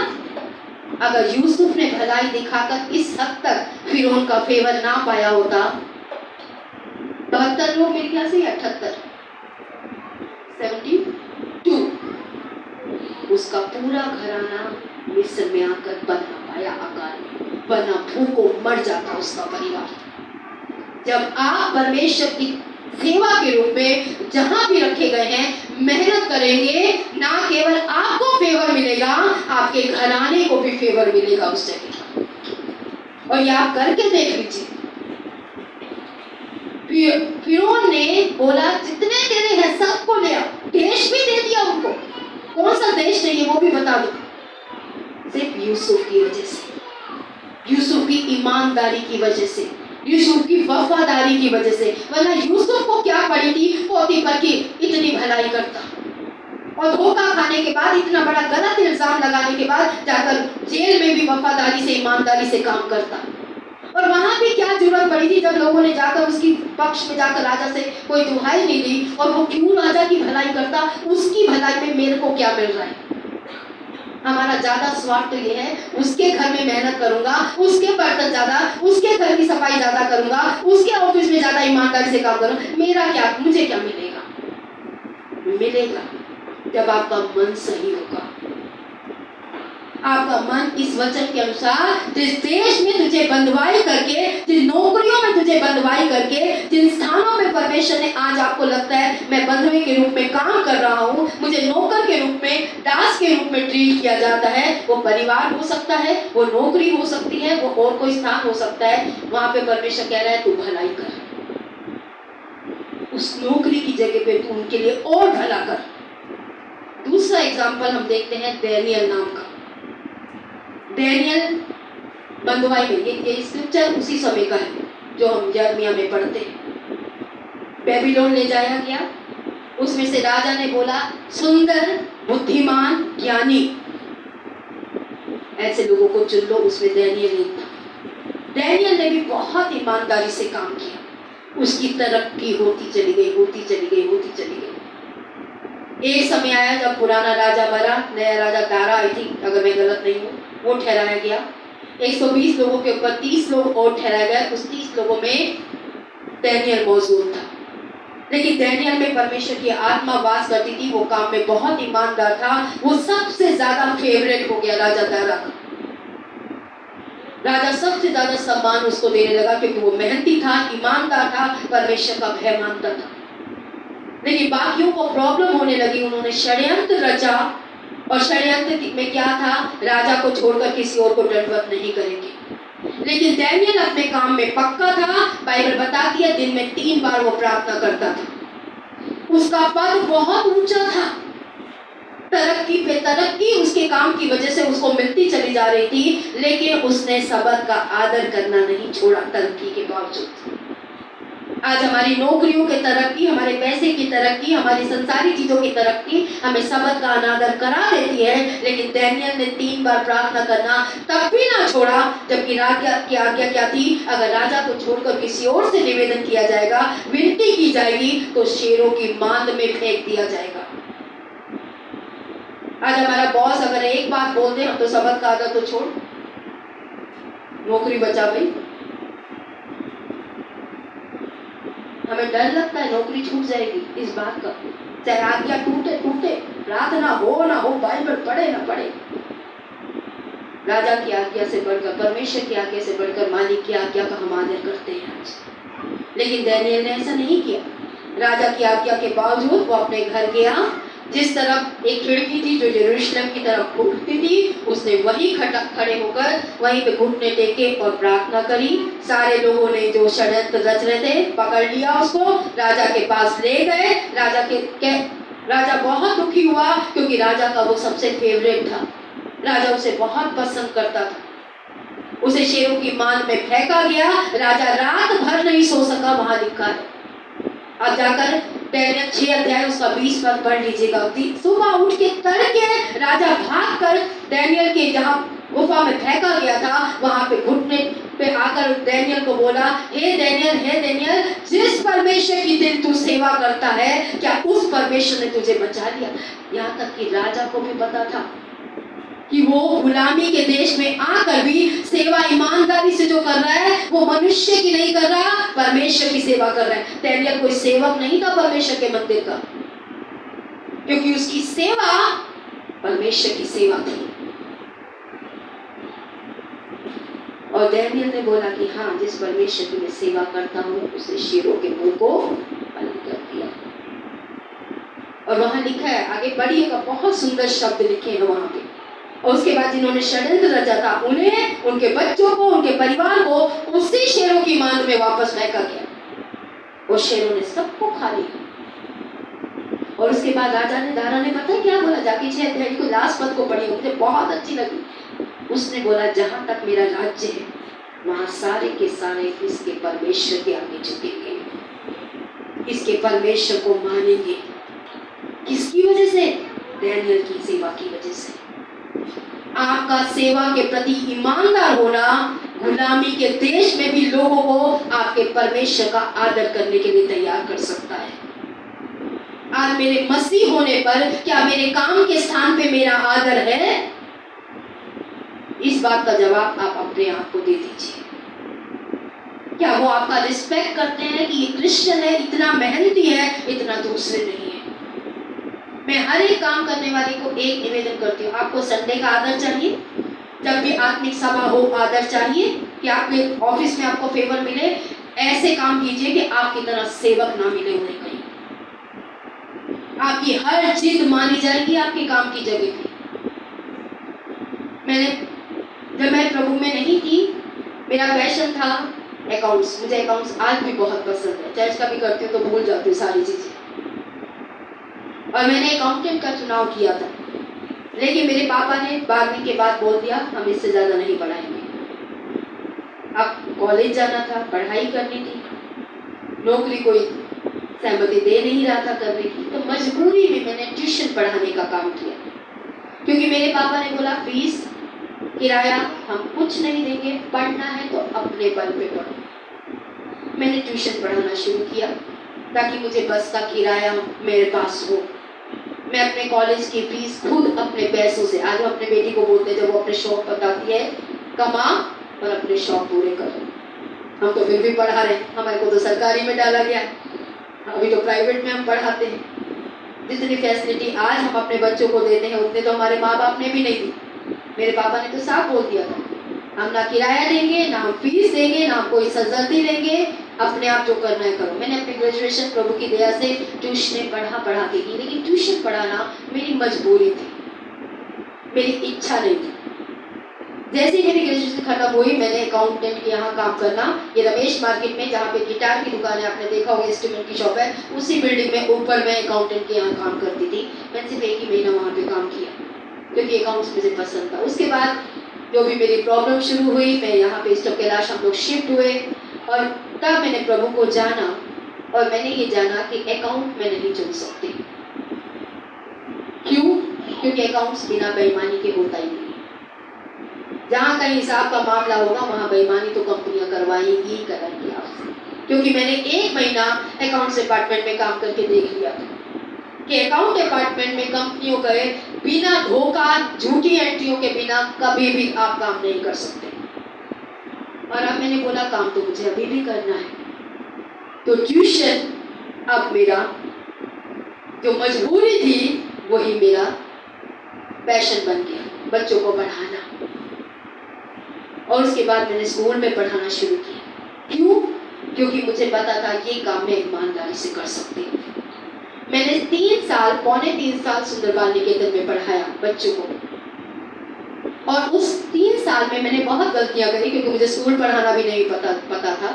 लेकिन गलतियां करते करते कब मैं अपने प्रिंसिपल जो मैडम है उनकी फेवरेट बन गई, मुझे ये पता ही नहीं चला। वो मुझे सबसे ज्यादा पसंद करने लगी। पूरे स्टाफ की सैलरी कटती थी, मेरा 1 रुपया भी नहीं कटता था, चाहे मैं कितनी भी छुट्टी ले। क्यों? क्योंकि मैं अपने काम को पूरी ईमानदारी से करती थी। मुंह देखा काम मैंने नहीं किया, पूरी ईमानदारी से अपने काम को किया। और जिस दिन मैंने वहां से छोड़ा, उन्होंने कहा तू क्यों छोड़ रही है? मैंने बोला प्रभु मुझे सेवा के लिए बुला रहा है। मैंने कहा तू पंजाबन होगी क्या, ये ईसाइयों में पड़ गई? ये भी बोला उन्होंने, बोली क्या सेवा यहाँ काम कर। मैंने बोला नहीं, मैं माफी चाहती हूँ, मैं बीच में छोड़ रही हूँ क्योंकि मैंने सडनली बोला मैं छोड़ दूंगी। फिर भी आपको जब तक नया व्यक्ति नहीं मिलता, जो गैप है मैं उसे भरूंगी, आपकी समस्या को बढ़ाऊंगी नहीं। उन्होंने कहा ठीक है, तुम्हें लग रहा है कि तुम सेवा करना चाहती इसलिए छोड़ रही हो, लेकिन तेरे लिए ये नौकरी हमेशा बनी है, तुझे जब वापस आना हो तो वापस आ जाए। इन शब्दों के साथ मैंने अपने काम को छोड़ा। क्या आज आपकी और मेरे काम की जगहों पे हमारी गवाही है? क्या वो हमारे जैसे व्यक्ति को वापस रखना चाहेंगे? ये इतना ईमानदार है, इतना वफादार है, इसकी तरह कारीगर, इसकी तरह काम करने वाला व्यक्ति मुझे नहीं मिलेगा। आज मसीह लोग काम ईमानदारी से नहीं करते और फिर कहते हैं संडे का हमें नहीं मिलता। आपको मिलेगा। मैं तो छुट्टी लेती थी, सैलरी भी नहीं कटती थी, आपकी तो कटती, मेरी तो सैलरी भी नहीं कटती थी। लोग नीचे खड़े होकर बच्चों को संभालते थे, मुझे प्रार्थना करने का फेवर मिला था। मैं ऊपर सीधा जाके ऑफिस 7:30 बजे पहुंचे, 7:30 से 8 बजे तक ऊपर आधा घंटा प्रार्थना कर, सारा स्टाफ यहाँ नीचे बच्चों को संभाल रहा है, लेकिन मैं अपने कमरे में बैठ के प्रार्थना करती थी। मुझे प्रार्थना करने का पक्ष नहीं। जब आप अपने काम को ईमानदारी से करते हैं, आपको फेवर मिलेगा ही मिलेगा। अपने काम में हम ईमानदारी लेकर आए। बाइबल का परमेश्वर क्या कहता है जानते हैं? नीति वचन में पढ़िएगा, ये मेरा फेवरेट स्क्रिप्चर है जिसे मैंने अपने मन में पिरो रखा है कि अगर हम अपने काम को ईमानदारी से, खराई से करें तो राजा के आगे भी हम खड़े होंगे, तन के खड़े हो सकते हैं अगर हमारे काम में ईमानदारी है। लेकिन अगर हमारे काम में ईमानदारी नहीं है तो ना तो हम मनुष्य के आगे सही कहलाएंगे ना परमेश्वर के आगे। लास्ट पॉइंट जो हम देखने जा रहे हैं वो इस बात के है कि हम सभी परमेश्वर के चुने हुए सेवक हैं। फर्क ये है कि मैं पुलपिट से सेवा करती हूँ और आप अपने अपने स्थानों पे जहाँ रखे गए हैं वहाँ परमेश्वर के सेवक हैं। परमेश्वर ने हम सभी को सेवा दी है। कई लोग, जैसे मैंने कहा कि आप एक व्यक्ति जिसने ये प्रचार को लिखा, उसने कहा कि कई लोग कहते हैं पास्टर जी आपकी सेवा आप बहुत अच्छे, क्योंकि आप सेवा कर पा रहे हैं, हमारी तो नौकरी ही हमें सेवा नहीं करने देती। काश हम भी आपकी तरह नौकरी छोड़कर परमेश्वर की सेवा कर पाते। लेकिन मैं सच बोलूं, अपने मन की बात जो मैं हमेशा से बोलती आई, चाहे कोई मेरे बारे में अच्छा सोचे या बोले, मुझे लगता है मैं तब ज़्यादा सेवा कर रही थी जब मैं नौकरी कर रही थी, जितना आज नहीं कर रही। क्योंकि मैं अविश्वासी लोगों के बीच में सुसमाचार ज़्यादा देती थी। मैं घिरी थी अविश्वासी माता पिता से, घिरी थी अविश्वासी बच्चों से। आज मैं विश्वासियों से घिरी, विश्वासियों के प्रति चर्च की सेवा, लोगों की जो चर्च में, बस वहीं तक आज मेरा दायरा रह गया। इवन तक मैंने, परमेश्वर ने मुझे बोला, देख तो प्रार्थनाएं भी कलीसिया से आगे नहीं जाती अर्चना,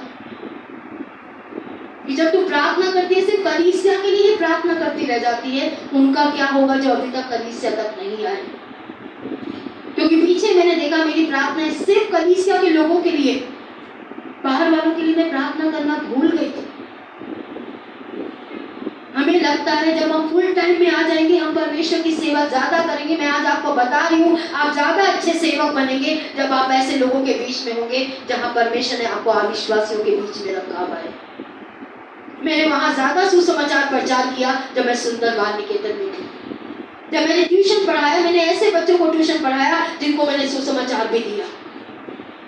मेरा पहला स्टूडेंट जो था वो विनीत बिदड़ी था, जो आज भी मेरा अच्छा और मेरा पसंदीदा बच्चा है। आज वो बच्चों का बाप हो गया है। चाहे जब मैंने उसे प्रभु यीशु मसीह के बारे में बताया, उसने प्रभु यीशु मसीह को ग्रहण किया। आज वो चाहे पीछे चला गया, उसने बपतिस्मा कर लिया। मेरे स्टूडेंट ने 5वीं क्लास के बच्चे,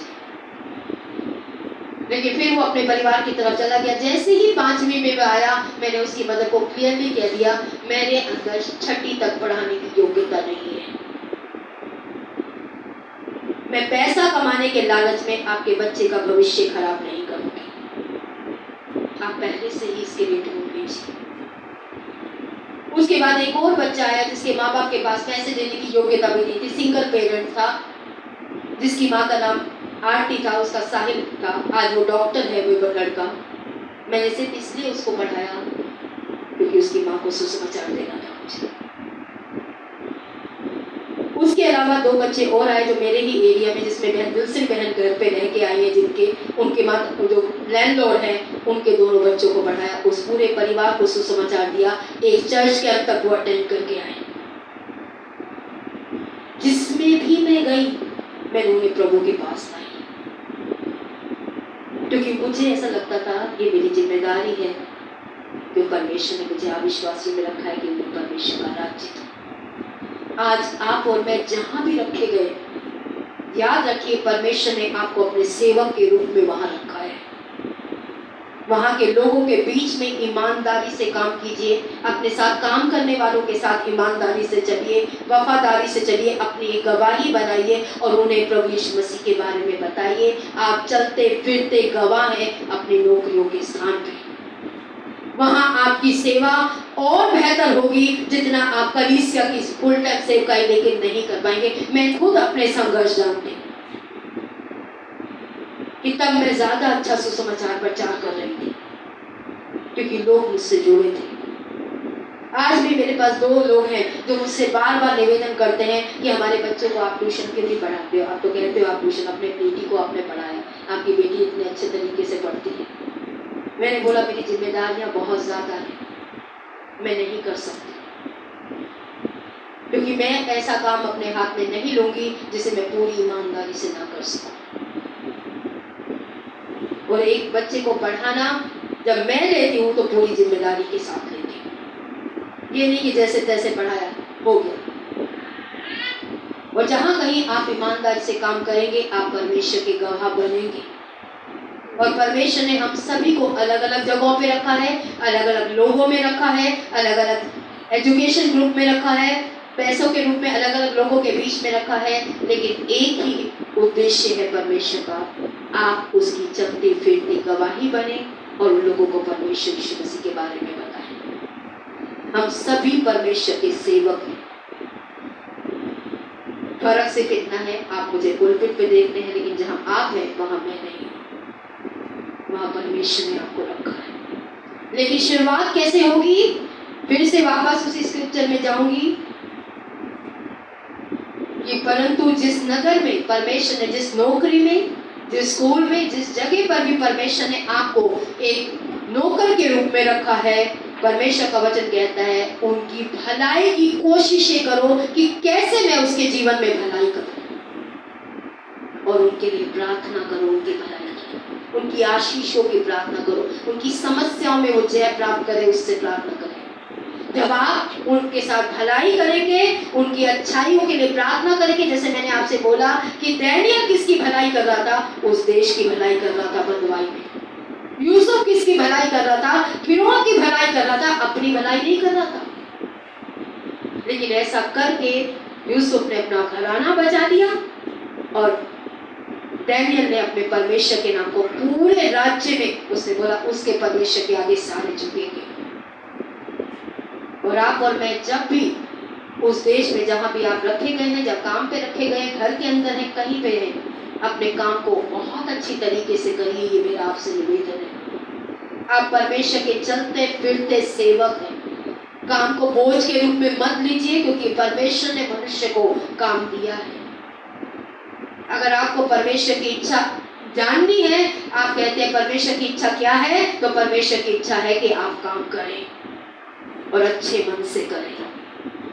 उनके देखते अच्छा ना करें, उनके ना देखते भी अच्छा करें, क्योंकि वहां लिखा है कि तुम मनुष्य की नहीं, तुम परमेश्वर की सेवा कर रहे हो। जहां भी आप सेवा कर रहे हैं, मनुष्य नहीं, परमेश्वर आपको देख रहा है कि आप कैसी सेवा कर रहे हैं। चाहे आप एक पत्नी क्यों ना हो, अपने घर में कैसा काम करते हैं, परमेश्वर देखता है। अपने बच्चों को कैसे संभालते हैं, परमेश्वर देखता है। अपने पति के प्रति आपका स्वभाव, अपने बच्चों के प्रति, सास ससुर, हर एक सेवा के क्षेत्र में आप क्या कर रहे हैं, परमेश्वर देखता है। और हम सभी एक जीवन शैली के रूप में इवेंजलिज्म कर सकते हैं। कई लोग कहते हैं बहुत अच्छे नहीं है पास्टर जी, हमें सुसमाचार प्रचार करना नहीं आता। आपको सेवा करना तो आता है। अपने काम के द्वारा अपनी गवाही को लोगों के बीच में लेके जाइए, कि वो जानना चाहे कि यीशु ने कहा जब तुम मेरे नाम को ऊंचा करोगे तो मैं लोगों को अपनी ओर खींच लूंगा। अपनी सेवा से, अपनी नौकरियों में परमेश्वर के नाम को ऊंचा करेंगे तो अपने आप लोग परमेश्वर को जानने की तरफ आएंगे। ये चुनाव आपका है। भाई अपनी आंखों को बंद करें, अपने सरों को झुकाएं और समझें काम करना बोझ नहीं है। काम करना परमेश्वर का मनुष्य के लिए योजना है कि मनुष्य काम करे, क्योंकि मैंने आपसे बताया आपका काम दूसरे के जीवन के ऊपर प्रभाव डालता है, जैसे दूसरों का काम करना आपके जीवन के ऊपर प्रभाव डालता है। एक कूड़े वाला भी अगर कूड़ा लेने नहीं आता तो आपका घर, पूरे घर में बदबू फैलती है, क्योंकि उसके काम करने से भी आपका काम अच्छा हो जाता है। हर एक व्यक्ति को परमेश्वर ने काम करने के लिए चुना है, और अगर हम काम नहीं करते तो ये परमेश्वर के वचन के विरोध में है।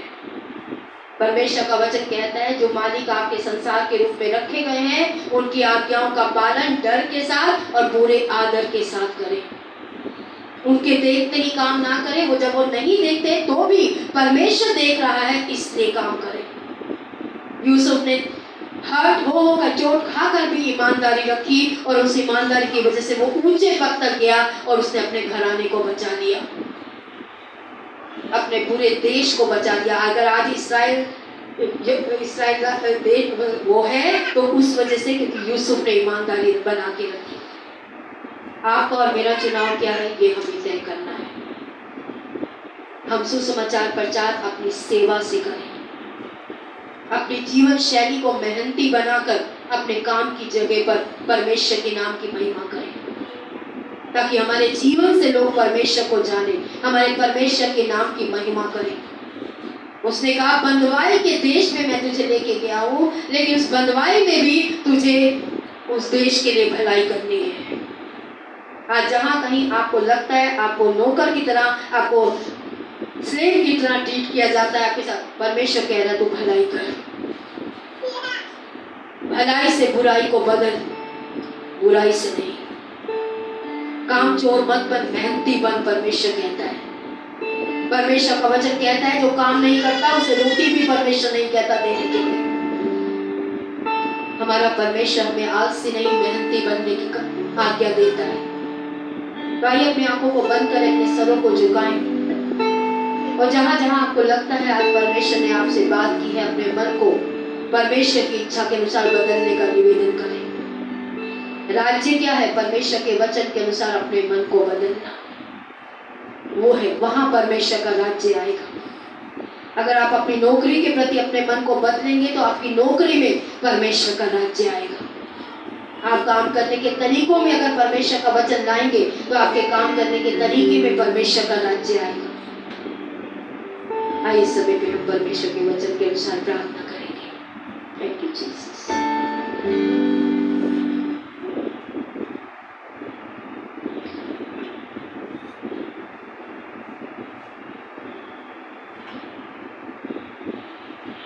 Thank you, Jesus. Thank you. Let us close our eyes and hear the word of God personally. आइए अपनी आंखों को बंद करें, अपने सरों को परमेश्वर के आगे झुकाएं और आपके खुद के जीवन में परमेश्वर आज इस वचन से आपसे क्या बात कर रहा है उसे सुने। Today let us check our own attitude towards the work. आज अपने स्वभाव को देखें, जहाँ जहाँ आप काम करते हैं उस काम की जगह के प्रति Are we faithful? क्या हम वहाँ ईमानदारी से, वफादारी से काम कर रहे हैं? Are we giving our best to our work? क्या हम अपने काम की जगह पे अपना सबसे अच्छा समर्पण देते हैं? Can we say we have a testimony like Daniel and Joseph? क्या हम यूसुफ और दानियल की तरह आज कह सकते हैं हमारे काम की जगह पे हमारी गवाही है? Do we get favor? क्या हम अपने काम की जगह पे ऐसी गवाही रखते हैं कि हम जब भी पक्ष मांगते हैं हमें मिलता है? If we are not, अगर हम ऐसा नहीं कर पा रहे या विफल रहे हैं it's time to commit ourselves to तो the ये Lord. समय है परमेश्वर के आगे समर्पण करने का। Say, Lord, help me change my thinking, change my way of looking at my work. परमेश्वर से सहायता मांगे, प्रभु आज मेरी सोच को, मेरे स्वभाव को जो काम के प्रति है उससे बदल परमेश्वर पिता। Take away this hatred towards work. काम के प्रति जो एक नफरत का या ना करने वाला स्वभाव है उस मन को आज तू मेरे मन से Take away laziness from my प्रभु आज attitude. मेरे काम के प्रति जो मेरे अंदर आलस का स्वभाव है उससे मुझे स्वतंत्र कर परमेश्वर। Take away, Lord, Father God, Lord, the way I look at work. काम के को जैसे मैं देखता हूँ एक बोझ के रूप में, प्रभु आज इस बोझ वाली सोच को हटा के कि काम तूने मुझे आशीष के रूप में दिया है। Help me to see work as your service. प्रभु आज अपने काम को आपके प्रति मेरी सेवा है उस रूप में देखने में आज मेरी मदद कीजिए If you are परमेश्वर। that person, we would like to pray. अगर आप वो व्यक्ति हैं तो हम आपके साथ मिलकर प्रार्थना You may करें। just stand up in your आज से place परमेश्वर के आगे प्रार्थना और मदद मांगने के लिए खड़े हो सकते हैं। and say, Lord, help me to treat my work as my worship to you, Lord. प्रभु आपसे सहायता मांगे, प्रभु आज मैं अपने काम को तेरी सेवा के रूप में, तेरी आराधना के रूप में करने वाला बनूं। प्रभु इसमें मेरी मदद कर परमेश्वर। Help me, Lord, Father God, आज परमेश्वर से सहायता मांगे to give my best कि in मैं my अपने work. काम की जगह पर अपना बेस्ट देने वाला बनूं परमेश्वर। Help me to have a testimony like Daniel आज and मैं दानियल और Joseph. यूसुफ की तरह अपने काम की जगह पे मेहनत करके अपनी एक गवाही को खड़ा I may करने be वाला। lifted up at my workplace. आज मैं अपने काम की जगह पे मेहनत और ईमानदारी रख के ऊंचा पद प्राप्त करने वाला, पक्ष पाने वाला जीवन बनूं यूसुफ और दानियल की तरह परमेश्वर। Help me, Lord. आज परमेश्वर तू मेरी मदद कर। Let us stand before the Lord आइए परमेश्वर के आगे खड़े हो और सहायता मांगे and परमेश्वर से। ask the help of Lord. जहाँ जहाँ आप कमजोर पड़ते हैं वहाँ वहाँ परमेश्वर से मदद मांगे इस समय पर। Say, Lord, help me to treat this work as your service. आज परमेश्वर से मदद मांगे, प्रभु आज काम को आज आपकी सेवा के रूप में करने में जहाँ जहाँ मैं काम के लिए रखा गया हूँ पिता, आज मेरी मदद करें कि उस काम को काम के रूप में ना देकर आपकी सेवा के रूप में देखने वाला बनूं परमेश्वर पिता। Thank you, Jesus. Thank you, Lord. Thank you, Father. Thank you, Father God.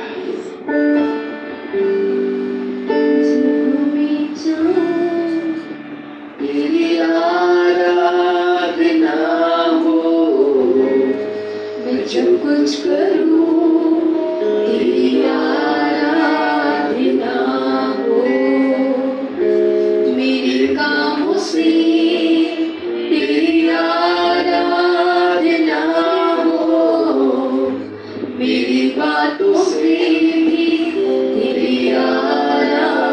आइए मिलकर परमेश्वर से निवेदन के रूप में गाएं।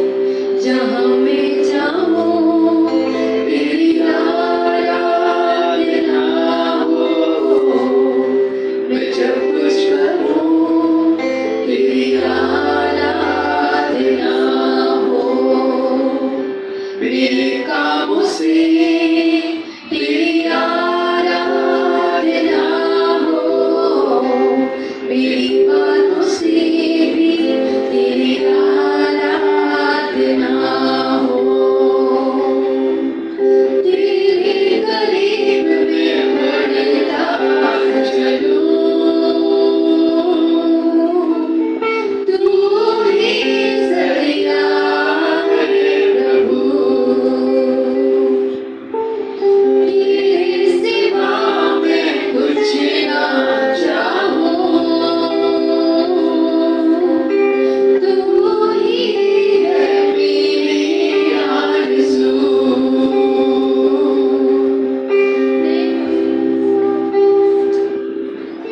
यीशुआ तेरी आराधना हो, यीशुआ तेरी आराधना हो, यीशुआ तेरी आराधना हो, यीशुआ तेरी आराधना। आज हमारे अविश्वासी कर्मचारियों के बीच में यीशुआ तेरी आराधना हो, यीशुआ तेरी आराधना हो।